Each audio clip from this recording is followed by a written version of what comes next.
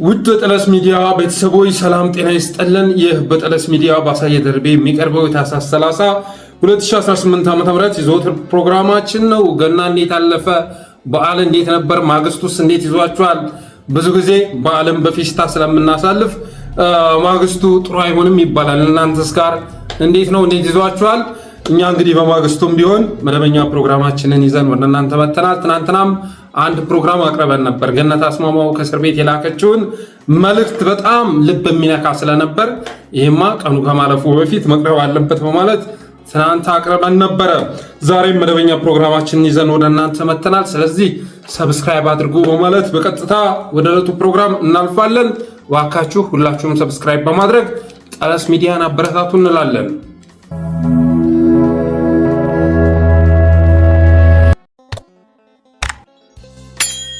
የመጀመሪያ ርዕሳችን ከገና በፊት የተካሄዱ ዘመቻዎችን ይመለከታል። እነዛ ዘመቻዎች ለአማራውም፣ ለኦህዴድም፣ ለብአዴንም ለሁሉም በሚባል መልኩ መልእክት ያስተላለፉ ናቸው። የፋኖ አቅም የት ደረጃ ላይ እንደደረሰ በግልጽ ያሳዩ ናቸው። ከ26 አንስቶ እስከ 28 በ3 ቀን ውስጥ የተካሄደ ዘመቻ በጣም ብዙ መልእክት አስተላልፏል። ለምሳሌ ያህል ፋኖ አንዱ ዞን ላይ አንዱ ወረዳ ላይ ተዳከመ ሲባል ሌላ ቦታ ላይ የተፋፋመ ትግል ይዞ እንደሚገኝ ያሳየ ሆኗል። ብልጽግና ኦህዴድ ሰሜን ወሎን በወታደር አጥለቅልቆታል። ጌታዬ ሰሜን ወሎን በወታደር ሲያጥለቀልቀው ፋኖ ይዞታውን ቀይሮ ደቡብ ወሎ ላይ ተገንቷል። በአንድ ቀን በሁለት ቀን ዘመቻም 8 ወረዳዎችን ሲያጥለቀልቅ ታይቷል። እና ፋኖ አንዱ ዞን ላይ ወይም ወረዳ ላይ ተዳከመ ሲባል አገዛዙ ማለት ነው አዳከምኩት፣ አሁንም አጠፋኩ፣ ወደ ብዙው የለም ሸለቆ ለሸለቆ የሚንከራተት አደረግኩት፣ ዳገት ለዳገት የሚዞር ኃይል አደረግኩት ሲባል ሌላ ወረዳ ላይ ሌላ ዞን ላይ በሰፊው እንደሚገለጽ ያሳየ ሆኗል። ከክላሽ ባለፈ ከባድ መሳሪያዎችን የመጠቀም አቅሙ እንደጨመረ አሳይቷል። አርፒጂ በመጠቀም በብዙ ኪሎ ሜትር ርቀት ላይ አርፒጂ በመጠቀም ዙ 23 እና ኦራል ሲያወድም የታየበት ሆኗል። በዚህ 3 ቀን ውስጥ እንኳን ከ3 በላይ ዙ 23 ወድሟል፣ 2 ኦራል ተቃጥሏል። ስለዚህ ፋኖ ከክላሽ ባለፈ እንደ አርፒጂ ያሉ ከባድ መሳሪያዎችን መጠቀም እንደጀመረ የገለጸ ነው። የማሸነፍ አቅሙ እያደገ መምጣቱን የመሰከረ ሆኗል። እስካሁን ድረስ ፋኖ የማይሸነፍ ኃይል መሆኑን ማሳየት ችሎ ነበር። ማንም የማያሸንፈው ኃይል እንደሆነ አሳይቷል። አሁን ላይሳ የማሸነፍ አቅሙ እያደገ መምጣቱን አሳይቷል። የትኛውም ሚኒሻ አድማ በታኝ የትኛውም መከላከያ ሊያቆሙ እንደማይችል አሳይቷል። እስካሁን ድረስ ፋኖ የድሮን መከላከያ ባይኖሩም ብረት ለበስን የመሳሰሉ ነገሮችን የሚመክትበት አቅም ባያዳብርም በሌላው መንገድ ግን ማንም የሚያስቆመው አለመኖሩን ማሳየት ችሏል። የማሸነፍ አቅሙ ከቀን ወደ ቀን እያደገ መምጣቱን አሳይቷል። አድማ በታኝና ሚሊሻን እንደ ጉድ የቀጣበት ዘመቻ ሆኗል። አድማ በታኝ ሚሊሻ የሚባለው በተለይ ደግሞ ሰሞኑን ተከስቶባቸው የነበሩ 8 ወረዳዎች ላይ በደንብ አቅሙ ማሳየት ችሏል። በነገራችን ላይ አንድ ወረዳ አለ፣ የማውቀው አንድ ወረዳ አለ። እዛ ወረዳ ላይ ብዙ ጊዜ ፋኖ ሞዓት ዋህዶ እያለ ሲያብጠለጥል አንድ ካድሬ መጥቶ የሆነ ጽሑፍ ከጻፈ ከስር የሚሰጡ ኮሜንቶች በጣም ይገርሙኝ ነበር። እውን እነዚህ አማራዎች ናቸው? እውን እነዚህ የፋኖን ትግል የሚያውቁ ናቸው ብዬ እንዲጠይቅ የሚያደርጉ ኮሜንቶች አይ ነበረ። ይህ ሰውዬ ሰሞኑን አንድ ቦታ ላይ ፋኖ ይገባና የሚገርም ኦፕሬሽን አካሂዶ ይወጣል። ከዛ አንዱ የቀድሞ አስተዳዳሪ ተለበለበ፣ ፋኖ ረገፈ የሚል ፖስት ያጋራላቸዋል።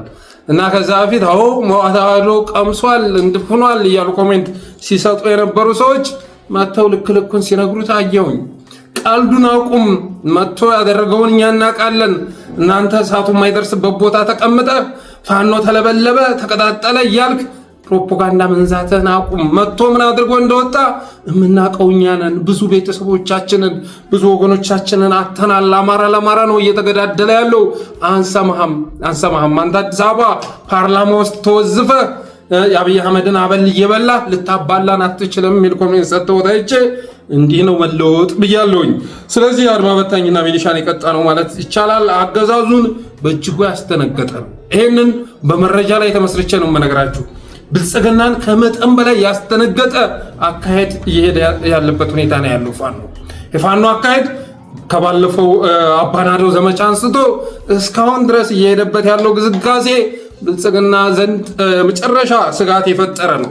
በምንም ሊያጠፋው እንደማይችል በምንም ሊያስቆመው እንደማይችል ብልጽግና የተረዳበት ሁኔታ ነው ያለው። ኦህዴድ ማለት ነው።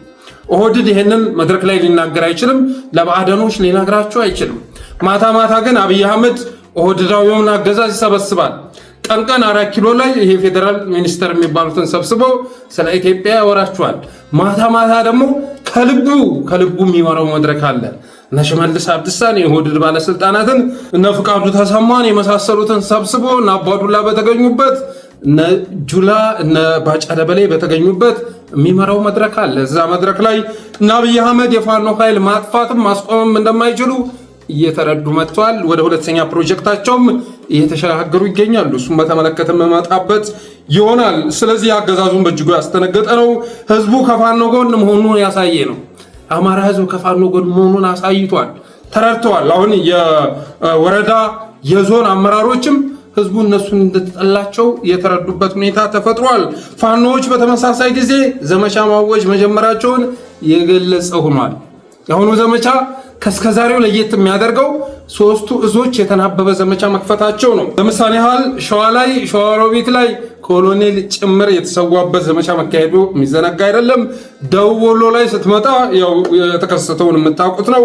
ምስራቅ ጎጃም ስናን ላይ አገዛዙን ደጉረር አልፏል። ለዛም ነው ስናን ላይ ሲመታ አብይ አህመድ አሊ ዶሮ ላይ ያለውን ሸኔ በማለት የሚጠራው ኃይል እገታ እንዲፈጽም ተደረገ። ከታገቱትም መካከል አብዛኞቹ የምስራቅ ጎጃም ነዋሪዎች ናቸው፣ የምስራቅ ጎጃም አማራዎች ናቸው። ስለዚህ ፋኖዎች በተመሳሳይ ጊዜ ዘመቻ ማወጅ መጀመራቸውን የገለጸ ነው ማለት ይቻላል። እና ከዚህ ሁሉ በመነሳት እንዳጠቃላይ አገዛዙስ ምን ተረድተዋል በሚለው ጉዳይ ላይ የራሴ መልከታ ወደ እናንተ ሳደርስ ፋኖን ሊያሸንፈው ይቅርና ፋኖ እንደሚያሸንፈውና አሸናፊ ኃይል ሆኖ እየመጣ መሆኑን ተረድቷል። ፋኖ ማሸነፍ እንደማይቻል ብቻ ሳይሆን ፋኖ እያሸነፈ እንደሚገኝ አገዛዙ በግልጽ ተረድቷል ብዬ አስባለሁ። ወታደርና ሽማግሌ በመላክ የሚፈታ ችግር አለመኖሩንም የተገነዘበ ይመስለኛል። አብይ አህመድ ወታደር በመላክ ሽማግሌ በመላክ የሚፈታ ችግር አለመኖሩን የተገነዘበ ይመስለኛል። የፈለገ ወታደር ቢያዘምት የፋኖን ትግል እንደማይቀለብሰው ሽማግሌ በመላክ የሚድበሰበስ የአማራ ትግል ምክንያት አለመኖሩን የተረዳ ይመስለኛል። እነ ማስረሻ ሰጤ እነሱን በመጠቀም የተሰራው ፕሮፓጋንዳ እርባና ቢስ እንደሆነ መላው የኢትዮጵያ ሕዝብ ተገንዝቧል። ቅንጣት ታክል ፋይዳ የሌለው እርባና ቢስ እንደሆነ እንትኑን ራሱ አስቡት። ተፈራረመባቸው የተባሉ 8 ነጥቦችን አስቧቸው። ለምሳሌ የአማራ ሕዝብ ላይ የሚፈጸመው ግድያ እንዲቆም ተስማምተናል ብሎ ነበር። እንዲቆም ተስማምተናል። ማስረሻ ነው ይሄን ያለው። በሌላ ቋንቋ ሲገለጽ ኦህዴድ ከዚህ በኋላ አማራዎችን አልገልም ብሎኛል ለነባለት የሚቆጠር ነው። ምክንያቱም በየቦታው የሚገለን ኦህዴድ መሆኑን አሳምሮ ያውቃል የአማራ ህዝብ። አሊ ዶሮ ላይ የሚያሳግተው አርሲ ላይ በማንነቱ አርሲ ላይ በሃይማኖቱ ወለጋ ላይ በማንነቱ የሚያስገድለው ኦህዴድ መሆኑን ይረዳል። ስለዚህ እሱን ለማስቆም ተስማምተናል ተብሎ ነበር። ሰሞኑን እንኳን የተከሰተውን ተመልከቱ። ጊዳያና ላይ 19 አማራዎች ናቸው የተገደሉት በአንድ ቀን ውስጥ ማለት ነው። ጊዳያና 19 አማራዎች፣ አሊ ዶሮ ላይ 6 አማራዎች ተገለዋል። አንድ ሳምንት ባልሞላ ጊዜ ውስጥ እስረኞችንም ለማፍታት ተስማምተናል ተብሎ ነበረ። እሱም አንዳንድ ፕሮሰስ ተጀምሮ ነበር። አሁን ላይ አብይ አህመድ የተወው ይመስላል። እንኳን ማስረሻ ሰጤ ጋር ስለተፈራረምኩኝ በሚል ፕሮፓጋንዳ እስረኞችን ሊፈታ ይቅርና የማስረሻ ሰጤም ደህንነት አስጊ የሆነ ነው። በእኔ እምነት ሁሌም እንደምናገረው እስር ቤት ያሉ ወገኖችን መፍታት መፍትሄ ነው። ቁርጠኞች ናቸው ወንድሞቻችን እህቶቻችን፣ ቁርጠኞች ናቸው ጌታዬ። ችግር ፈጣሪዎችም አይደሉም፣ ችግር ፈች ነበሩ። እነ ገነት አስማማው፣ እነ መስከረም አበራ፣ ጎበዜ ዳዊት፣ እነ ዶክተር ወንደሰን፣ እነ ክርስቲያን ታደለ፣ ዮሐንስ ባለ ሁሉም ቢሆኑ ችግር ፈቺዎች ነበሩ። እነ ዶክተር ካሳ ተሻገር፣ ዶክተር ቴዎድሮስ፣ አባይ ዘውዱ ሁሉንም ብንዘረዝር ችግር ፈቺዎች ነበሩ፣ ችግር ፈጣሪዎች አልነበሩ። የኢትዮጵያ ችግር ይፈታ ዘንድ ይሄ ጊዜ እንዳይመጣ ነበር እነ ዶክተር ካሳ ተሻገር አዲስ አበባ ምክር ቤት ላይ ሲናገሩ የነበሩት። ይሄ ጊዜ እንዳይመጣ ነበር ዮሐንስ ባለው ትናንትና ሲናገር የነበረው የአማራ ክልል ምክር ቤት ላይ ይሄ እንዳይመጣ ነበረ። ተው የአማራን ጥያቄ መልሱ፣ ተው ይሄን ህዝብ አትናቁ፣ ተው ማዕበል እየተቀጣጠለ ነው እያለ ነበር ሲናገር የነበረው። ክርስቲያን ታደለ ሲናገር የነበረው ይሄ እንዳይመጣ ነው። ስለዚህ ችግር ፈጣሪዎች አልነበሩም። እነዚህን ልጆች መፍታት መፍትሄ ነው። በተረፈ ገነት አስማማው ትናንት ያጋራችሁን ነገር ገብታችሁ ብታዩት ጠለስ ሚዲያ ላይ አቅርቤዋለሁ፣ ደስ ይለኛል። በተረፈ እውነተኛ ጥያቄ አንግቦ የህልውና ትግል ይዞ ወደ ትግል የገባን ብሎም በደፈጣ 4 ዓመት ያሳለፈን ደፈጣ ተዋጊን በግዴታ ታፍሶ በዘመተ ሰራዊት አሸንፋለሁ ብሎ ማሰብ የከንቱ ነው። ይሄን ልትገነዘቡ ይገባል።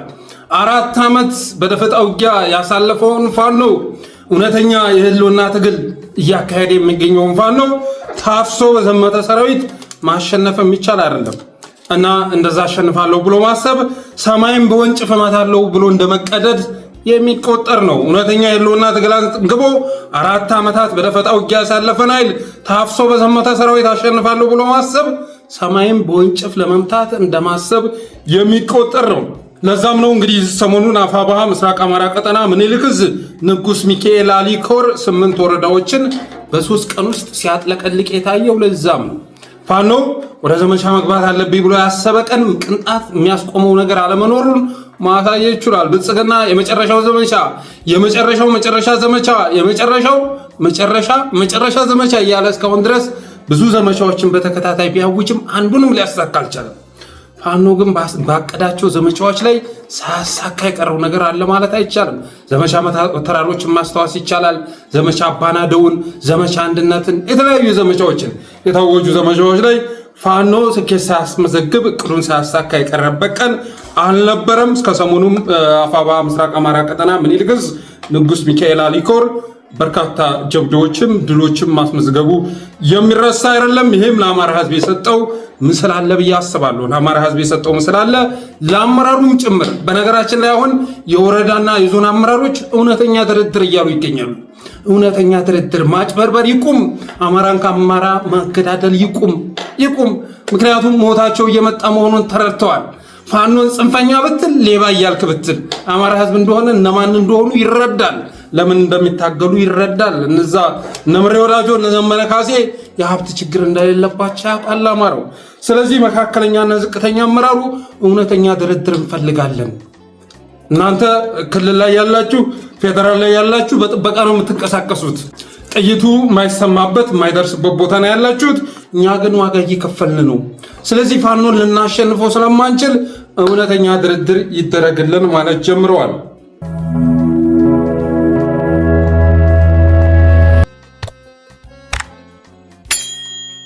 ሌላኛው የድና ሙፍቲ ነገር ይላል። ድና ሙፍቲ ሰሞኑን ደግሞ ከበዓል ጋር ተያይዞ አንድ ቪዲዮ ለቋል እና ይሄ ቪዲዮ የመጨረሻ ስላስገረመኝ ወደ እናንተ ላመጣው ወደድኩ። እስኪ አይተነው እንመለስ። መላ ኢትዮጵያ ክርስትና እምነት ተከታዮች እንኳን ለገና በዓል በሰላም አደረሳችሁ። አገራችን ኢትዮጵያ በእድገት በሰላም ጎዳና ላይ ትገኛለች። ይሄ እድገቷ ብልጽግናና ሰላሟ ይቀጥላል። በከፍተኛ ደረጃ እየገሰገሰች ትገኛለች። እንግዲህ ይሄን በዓል እንዲሆንልን እንፈልጋለን። የሚቀጥለውን በዓል ደግሞ ምናልባት እንደ ብሔራዊ ጉዳይ አሁን እየጠየቅነው ካለነው ብሔራዊ ጉዳይ ከባህር በር ጋር አያይዘን ሁኖስ በዛ ባህር በሩ ላይ ኮና ከብር ይሆን ታሪካዊ ባህር በራችን ላይ ማለት ነው። ሁኖስ እግዚአብሔር ለዚህ እንደሰማችሁ ነው። እንግዲህ ለሙፍቲ አንድ ደረጃ ከፍ ብሎ መጥቷል። ትናንትና ታብታብ አድርጉ ሲል ነበረ። በቲክቶክ ልንመጣ ስለሆነ እስኪ አቧን ጣል አድርጓት፣ እስቲ አንበሳውን ፍቱት እያለ ሲለምን ታይቷል ለሙፍቲ። ዛሬ ደግሞ በሌላ ነገርም ገርመቷል። እንደዚህ ነው ግርማ ሞገስ ሲነጥፍ፣ አንደበት ሲጎለድፍ፣ አእምሮ ሲሰነፍ፣ ህሊናና ልቦና ሲከሽፍ ይህን ይመስላል። ድና ሙፍቲ ትናንትና በጣም ግሬስ የነበረው ሰው ነው። በጣም ቁጥም የነበረ ሰው ዛሬ አብይ አህመድ እይታ ውስጥ ለመግባት አብይ አህመድ የሚፈልገውን ነገር ማውራት ያስፈልጋል ብለው ሲበቸከቱ እንደምታዩት ነው። ግርማ ሞገሳቸው ነጥፎ፣ አንደበታቸው ጎልድፎ፣ አእምሯቸው ሰንፎ፣ ህሊናና ልቦናቸው ከሽፎ በዚህ መልክ ሲገለጹ ይታያሉ። ድና ሙፍቲ የኢትዮጵያ ህዝብ ችግር ባህር በር ሆኖ ነው አንድ መስራት ይዘን እንመጣለን እያልክ ልታወራ ይወደድከው። የኢትዮጵያ ህዝብ ችግር አሁን ላይ ባህር በር አይደለም። ባህር በር ሳይሆን አገር ነው። አገር አልባ ተደርጓል። መሀል አዲስ አበባ ላይ ምን እንደሚሰራ ይታወቃል። የኢትዮጵያ ህዝብ አሁን ከአብይ የሚፈልገው አገር እንዳይፈርስበት ነው ስጋቱ። እና አብይ አህመድ ባህር በር ያመጡልኛል ብሎ አስቦ አያውቅም። ቢያመጡም ግድ አይሰጠውም። ባህር በር ጦርነት ውስጥ ከገቡ እና አብይ አህመድ ያንን ባህር በር ወይም ማሰብን ለታላቁ ኦሮሚያ ፈልገዋታል ማለት ነው። ኢትዮጵያን እያፈረሷት እንደሆነ የኢትዮጵያ ሕዝብ አሳምሮ ያውቃል። በፕላን እየሰሩ መሆናቸውን ይረዳል። ሌላውን ተመተውትና ሽመልስ አብዲሳ ሰሞኑን ያዘጋጀውን ማፕ ተመልከቱ። ይሄ እንግዲህ እነሱ ፊንፊኔ የሚሉትን ቢሾፍቱ፣ አዳማ የሚሉትን እሱን አካሎ የሚሰራ ነው። በዛ ውስጥ የሚኖረውን አማራና አማርኛ ተናጋሪ የሚያጠፋ ነው። እነ ሽመልስ አብዲሳ ኢትዮጵያ ማስተዳደር እንደማይቻል ተረድተው አሁን ላይ የራሳቸውን ሀገር ለመስራት እየሞከሩ ያለበት ሁኔታ ነው ያለው። ድና ሙፍቲ ይመጣና ግን እድገቱ በጣም ፈጣን ሆነ ይላችኋል። እድገቱ በጣም ፈጣን ነው፣ እኔ እንደዚህ አይነት ፈጣን እድገት አይቻላቅም ይላችኋል። በሙስና የሆነ ገንዘብ አካውንት ውስጥ ሲገባ ነው እንደዚህ ያለ የሚበሸከተው። የኢትዮጵያ ሕዝብማ ድህነቱ ነው እየፈጠነበት ያለው። ትናንት የነበረው ህይወት በሚገርም ሁኔታ በሚገርም ፍጥነት ከእጁ ሲወጣ ነው የኢትዮጵያ ሕዝብ እየተመለከተ ያለው። እርግጥ ነው 120 ሚሊዮን ሕዝብ ሲዳይ ጥቂት የብልጽግና አመራሮች እየበለጸጉ እንዳሉ አይረሳም። እነ ድና ሙፍቲ እየበለጸጉ መሆናቸው አይረሳም። ግን ያንን ክዶ ያንን እውነት ሸምጥጦ ለኢትዮጵያ ሕዝብ የሚገርም ነው ፍጥነቱ። በቃ የምታርግበት የምትለወጥበት ፍጥነት ያስገረመን ነው ይለዋል ማለት። የሆነ ሆኖ ግን እነዚህ ነው አብይ አህመድ ትናንት ግሬስ አላቸው የሚባሉ የመጨረሻ በክብር የሚታዩ ሰዎችን እንደዚህ አይነት ቀትረ ቀላል አድርጓቸዋል። ድና ሙፍቲ ደግሞ የወረደበት አወራረድ በእጅጉ የሚቀፍ ነው ማለት ይቻላል። በተረፈ ግን እነ ሽመልስ አብዲሳ አማራና አማርኛ ተናጋሪ ከሱ የጸዳች ሀገር ለመገንባት እየሰሩ መሆናቸው ይታወቃል። ኢትዮጵያን ማስተዳደር እንደማይችሉ ግልጽ ሆኖላቸዋል። አባዱላ ወደ ሚዲያ መጥቶ ኢትዮጵያን ማስቀጠል ግድ ነው እያለ ሲዋራ ከሰማ እውነት እንዳይመስልህ እሷን ለማደንዘዝ ነው። ማታ ማታ ተሰባስበው እንግዲህ ፋኖን የምናሸንፈው አይደለም፣ ትግራይ ማስተዳደር አንችልም፣ አማራን ማስተዳደር አንችልም፣ ስለዚህ ኩሽ ሪፑብሊክ ብለን መምጣት ወይ ደግሞ ታላቁ ኦሮሚያ ብለን መስራት ይገባናል እያሉ እንደሚነጋገሩ ግልጽ ነው።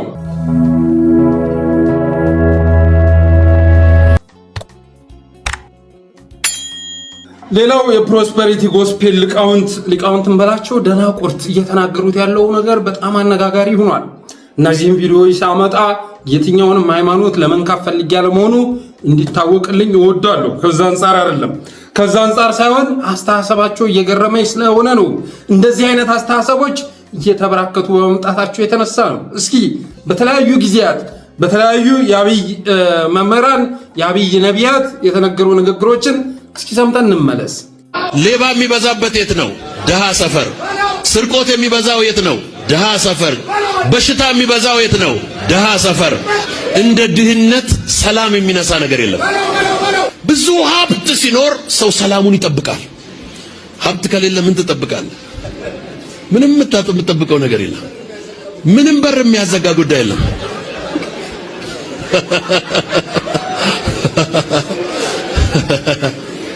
የመጀመሪያውን ቤት ስገዛ ያየሁትን መከራኔ ነኝ የማውቀው። 3.2 ሚሊዮን ብር መክፈል አቅቶኝ ምርር ብዬ እግዚአብሔር ሆይ ይሄን ብቻ እርዳኝ እንጂ ሁለተኛ ምንም አልገዛም አልኩት።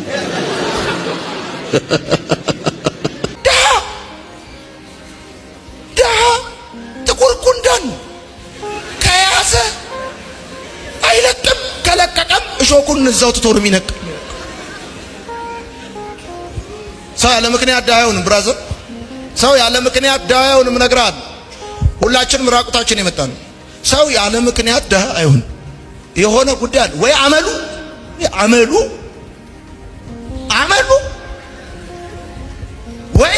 ነው ደሃ ያደረገ። በገቨርንመንት ሊደሮች ላይ እንኳን የወንጌል ነጸብራቅ ስለመጣ ዛሬ አውሮፓን የሚመስል አስፋልትና ኮተት ምናምን ሁሉ ተጠራርጎ ራሱ ጠፋ። አሁን በፒያሳ ጋር እብድ የለም። እኔ ከትናንት እየነገርኳቸው አገልግዬ ስመጣ ፒያሳ ጋር አሁን አስፋልት ያለው እብድ የለም። እብድ ቆሻሻ ነው የሚፈልገው። አይ እውነቴን ነው። አጋንንቱ ምሱ ምንድነው? ድህነት ነው። ምሱ ቆሻሻ ቤት ነው። ምሱ የቆሻሻ ቤት ውስጥ ማኖር ነው የሰይጣን። እንደሰማችሁት ነው። እስኪ አሁን ደግሞ አብይ አህመድ ምን እንዳለ ሰምተን እንመለስ። የተከበረው ምክር ቤት ብልጽግና ደሃን ይወዳል፣ ለደሃ ይራራል፣ ድህነትን ግን በጣም ይጠላል። ትንቢት እናገራለሁ። ለሚቀጥለው 100 ዓመት የኢትዮጵያ ጠቅላይ ሚኒስትሮች ፕሮቴስታንቶች በኢየሱስ ስም እንዲሆኑ ጸለይኩኝ። ያው ሁሉም ቪዲዮዎች የሚያሳዩት የፕሮስፐሪቲ ጎስፔል ሊቃውንት እና ባለስልጣናት የድንቁርና ደረጃ የት ላይ እንደደረሰ የሚያሳይ ነው። ድሃዎችን ሰብስበው ድሃዎችን እኮ ነው የሰበሰቡት። መምህራን የሚባሉት ፓስተር የሚባሉት የሰበሰቧቸው ከመድረኩ ስር ያሉት በሙሉ ድሃዎች ናቸው። እነዛን ድሃዎች ሰብስበው ግን እናንተ ሌቦች፣ እናንተ በሽተኞች፣ እናንተ ጸረ ሰላሞች ናቸው እያሏቸው የሚገኘው እየሰደቧቸው ነው። በቀጥታ ከምዕመናኑ በሰበሰቡት ብር የበለጸጉት ፓስተር ተብዬዎች ከስራቸው ያስቀመጡትን ድህነቱን ሊረሳ ኃጢአቱን ሊረሳ እና እግዚአብሔር እንዲያስታውሰው ሊጸልይ የመጣው ምዕመን አንተ ሌባ ነህ፣ አንተ በሽተኛ ነህ እያሉ እየሰደቡት ይገኛሉ። ምክንያቱም በሽታ የሚበዛው ድሃ የሚኖርበት ሰፈር ነው እየተባለ ያለው። ሌባ የሚበዛው የት ነው ይላችኋል። ሌባ የሚበዛው ድሃ ያለበት ሰፈር ነው። እንደ ድህነት ሰላም የሚነሳ ነገር የለም በማለት የመጀመሪያው ፓስተር ሲናገር፣ ቀጣው ደግሞ አጋንንት የሚበዛው ድሃ ሰፈር ነው። የአጋንንትም እሱ ምንድን ነው? አሮጌ ቤት ነው፣ የጨረጨሰ ሰፈር ነው በማለት ሲናገር ትሰሙታላችሁ። ከዛስ ዮናታን አክሊሉ ደግሞ ምን ይላል? ድሃ ጥቁር ጉንዳን ነው ከያዘ አይለቅም በማለት ሲናገር ይሰማል። አብይ ይመጣና ብልጽግና ድሃን ይወዳል፣ ድህነትን ግን ይጠየፋል፣ ስለሚጠየፈውም ይበቀለዋል እያለ ሲወራ ትሰሙታላችሁ። ይሄ የድሃ ልጅ የመጨረሻ ሰቀቅናም በሰቀቅን ከተሞላ ቤት የተወለደው አብይ አህመድ፣ በድህነት ውስጥ ያደገው አብይ አህመድ፣ 120 ሚሊዮን ድሃ የሚያስተዳድረው አብይ አህመድ ብልጽግናን ድሃ ሊጠላ አይችልም፣ ብልጽግና ድሃዎችን አይጠላም በማለት ሲያወራ ትሰሙታላችሁ። እኔ የምለው ግን ቢጠላስ ምን ሊያመጣ ፈልጎ ነው? ድሃም ቢጠላ ምን ሊያመጣ ፈልጎ ነው? ብልጽግና ድሃዎችንም አይጠላም፣ ድህነት ነው የሚጠላው ይላችኋል ማለት ነው። 120 ሚሊዮን ህዝብ ጠልተህ የልትደርስ ግን እንደ እውነቱ ከሆነ ብልጽግና ድህነትን ይወዳል። ምክንያቱም ድህነትን እየፈጠረ ያለው ብልጽግና ስለሆነ። ትናንትና የኢትዮጵያ ህዝብ ወደ ሚድል ክላስ እየተሸጋገረ የነበረበት ሁኔታ ነበረ እና ትናንት የነበረውን ነገር ሁሉ አሳጥቶ አደሂቶ 6 ሚሊዮን ረሃብተኛ ተፈናቃይ እኮ ፈጥሯል ብልጽግና። ኢትዮጵያ ውስጥ ያለውን ድህነት እየፈጠረ ያለው ማን ነው? ብልጽግና በሚል ስም የሚጠራው ጉስቁልና ፓርቲ ነው። በደድና ነው የኢትዮጵያን ድህነት እየፈጠረ የሚገኘው እና እነዚህ ሰዎች በአጭር ጊዜ ውስጥ ህዝቡን ዘርፈው አደሂተው በርካታ ሀብት በማፍራታቸው የተነሳ ድህነታቸውን አይደለም የረሱት። ትናንት የነበረውን ድህነታቸውን አይደለም፣ ከፊታቸው የተደረደረው ህዝብ ድሃ መሆኑን ረስተውታል። የሚመሩት ህዝብ ድሃ መሆኑን ሁሉ ሰንግተውታል። እነሱ ቅንጦት ውስጥ ያሉታ እና አዳነች አቤቤ እኮ ዛሬ ስንትና ስንት ሚሊዮን ብር ከፍለው ለውበት ብቻ ማለት ነው፣ ለውበት ብቻ ፊታቸውን ለማሳመር ብቻ በሚሊዮን የሚቆጠር ብር ፈሰስ የሚያደርጉ ሆነዋል። እና አብይ አህመድ በተመሳሳይ መልኩ ትናንትና በባዶ የጀመረ ሪል ስቴት ዛሬ በአፍሪካ አንደኛው ሪል ስቴት የማን ነው ካላችሁ በሀብት ደረጃው የአብይ አህመድ ነው። ስሙን ስለምታውቁት መጥራት አይጠበቅብኝም። በተረፈ ግን የብልጽግናዎች እብሬት ደናቁርትነት ባደገ ቁጥር ውድቀታቸው እየፈጠነ መሆኑ አይረሳም። ይህን ህዝብ በደንብ አርጋችሁ ስደቡት፣ በደንብ እንዲሰማው የተሰማው ህዝብ ነው ነገ አብዮት አቀጣጥሎ የሚበላችሁና ስደቡት ማለት እወዳለሁ። በተረፈ ግን የፕሮስፔሪቲ ጎስፔል ሊቅ መምህር የሚባሉ ሰዎች ደግሞ አስተሳሰባቸው ሊገሰጽ ይገባል። የእምነቱ ተከታይ የሆናችሁ ወገኖች ልትከራከሩላቸው አይደለም የሚገባው። ይሄ ወንጌላዊም አይደለም፣ የወንጌል አስተምህሮም አይደለም። ኢየሱስ ክርስቶስ ስለ ሀብት አይደለም የሰበከው፣ ድህነትን ሲያንቋሽሽ አይደለም የተሰማው፣ እንደዛ አይደለም የተሰማው። ስለዚህ ከወንጌልም በተቃራኒ የሆነ ነገር እየሰበካችሁ መሆኑን ልትረዱ ይገባል።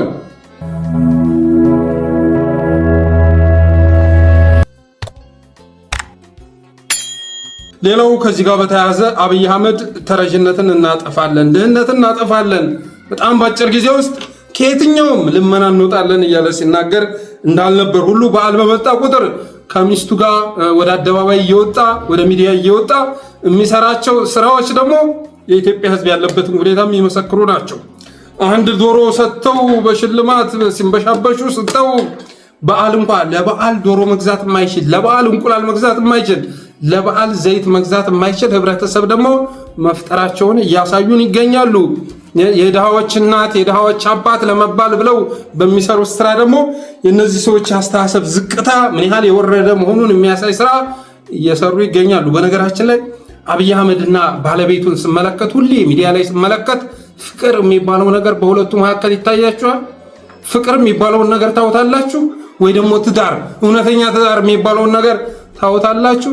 እኔ ሲደበድባት አድሮ ጧት ላይ ነይ የሆነ ሚዲያ ላይ ትገኛለሽ እያለ እጇን ገጥቶ የሚያመጣት ሁሉ ነው የሚመስለኝ።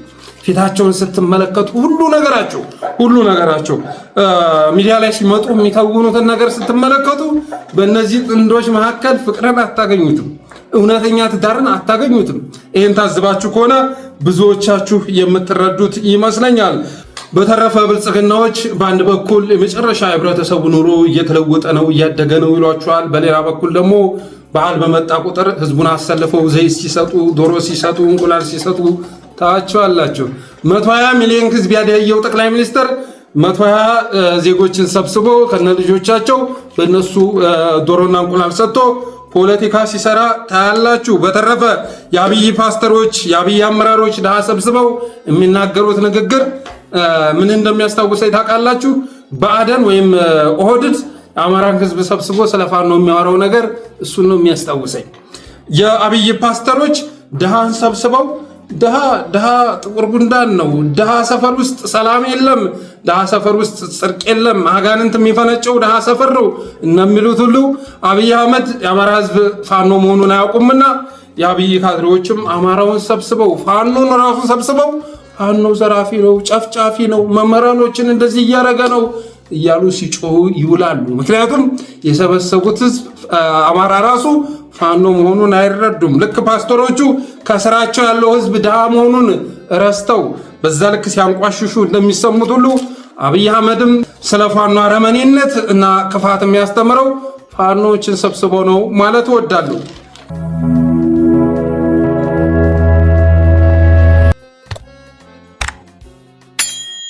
ሌላኛው ርዕሳችን የአላፍ ዝማሬን ይመለከታል። የአላፍ ዝማሬ ዲያቆን ሄኖክ ያዘጋጁት የአላፍ ዝማሬ በጣም የሚያምር ነበር። በጣም ቀልብን የሚስብ ነበር። የዓለምን ህዝብ በሙሉ ያንን ምስል ያዩ ሰዎች በሙሉ አፋቸውን ከፍተው ግርምታቸውን እንዲገልጹ ያስገደደ ነበር።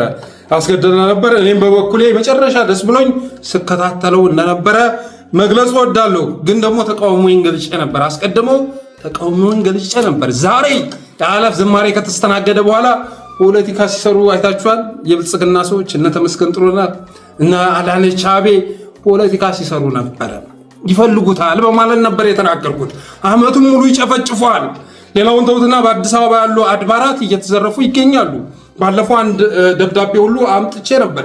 ይሄን ደብዳቤ ለመጀመሪያ ጊዜ ያወጣሁት እኔ ነኝ ወደ ሚዲያ። ከዛ ፌስቡክ ላይ ከለጠፍኩት በኋላ ቫይራል ሆኗል። ከአንዲት ቤተክርስቲያን ሳሊተ ምሕረት ላይ ብቻ 6.6 ሚሊዮን ብር ነው የኪራይ ገቢ ግብር ብለው የተቀበሏት ሳሊተ ምሕረትን፣ ያውም ያለ ቤተክርስቲያኗ ይሁንታ በአካውንቷ የተቀመጠ ብር እንዲላክልን እንጠይቃለን ነው የሚለው። 6.6 ሚሊዮን ብር።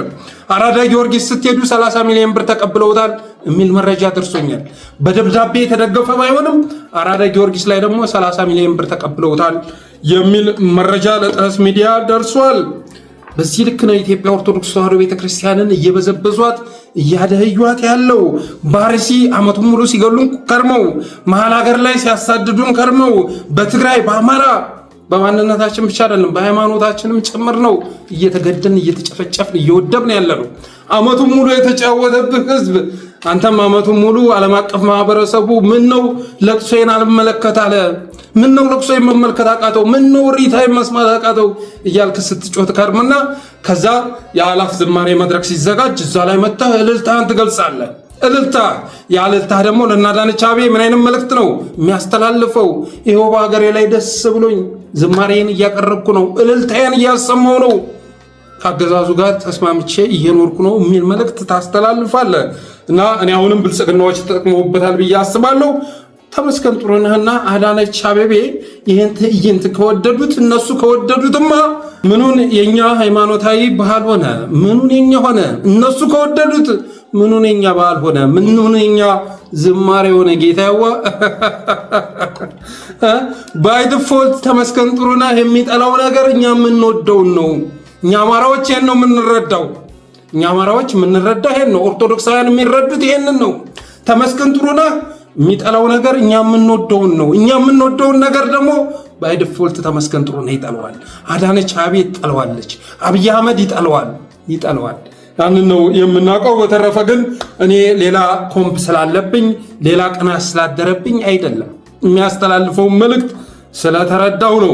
እየተጨፈጨፍን ዓመቱን ሙሉ ስንጨፈጨፍ ስንዘረፍ ከርመን የኢትዮጵያ ኦርቶዶክስ ተዋሕዶ ቤተክርስቲያንን ዛሬ ተኩላዎች አስርጎ አስገብቶ ምዕመናን አንተ ስለት እያልክ የምታስገባውን ብር አገዛዙ እየተረከበ እንደገና ክላሽ እየገዛበት ነው፣ እንደገና ጥይት እየገዛበት ነው። ስለዚህ ይህን የሚያደርግ አገዛዝ ደግሞ በዓመት አንድ ጊዜ ተሰብስበህ እልልታህን እንድታሰማ ከፈቀደልህ ያንን ነገር ያንን እልልታ የሚጠቀምበት እሱ መሆኑን ልገልጽ እወዳለሁ። ዓመቱን ሙሉ እሪ ሲያስብል ከርሞ አንድ ቀን የሚመጣ እልልታ ለአገዛዙ ፖለቲካዊ ትርፍ ከማስገኘት ባለፈ ለእኛ ትርጉም የለውም። ሄኖክ ያዘጋጀው ይሄ ጉዳይ ከዓመታት በፊት ቢሆን ኖሮ እንዴት ባስደሰተኝ ነበረ። የአማራ ሕዝብ መሳደዱ በቆመበት በማንነቱም በሃይማኖትም ኢትዮጵያውያን በተለይ ደግሞ የኢትዮጵያ ኦርቶዶክስ ተዋሕዶ ቤተክርስቲያን አማኞች ታርጌት የተደረጉት እነሱ ናቸው ብዬ ስለማስብ እነሱ መሳደድ በቆሙበት መታረዳቸው በቆመበት ሁኔታ ይህ ዝማሬ ሲካሄድ በመለከት ኑሮ የመጀመሪያ አድናቆቴን ይዤ የምመጣው እኔ ሆን ነበር ማለት እወዳለሁኝ። በተረፈ አብራችሁ ስለቆያችሁ አመሰግናለሁ። የጠለስ ሚዲያ ሜምበር እና ሰብስክራይበር በመሆን ስቲከሮችን በማበርከት ዝግጅታችንም ላይክ፣ ሼር እያደረጋችሁ ሌሎች በማጋራት ጠለስ ሚዲያን አበረታቱ ብዬ ዛሬ ዝግጅቴን እቋጫለሁ። ክበሩልኝ።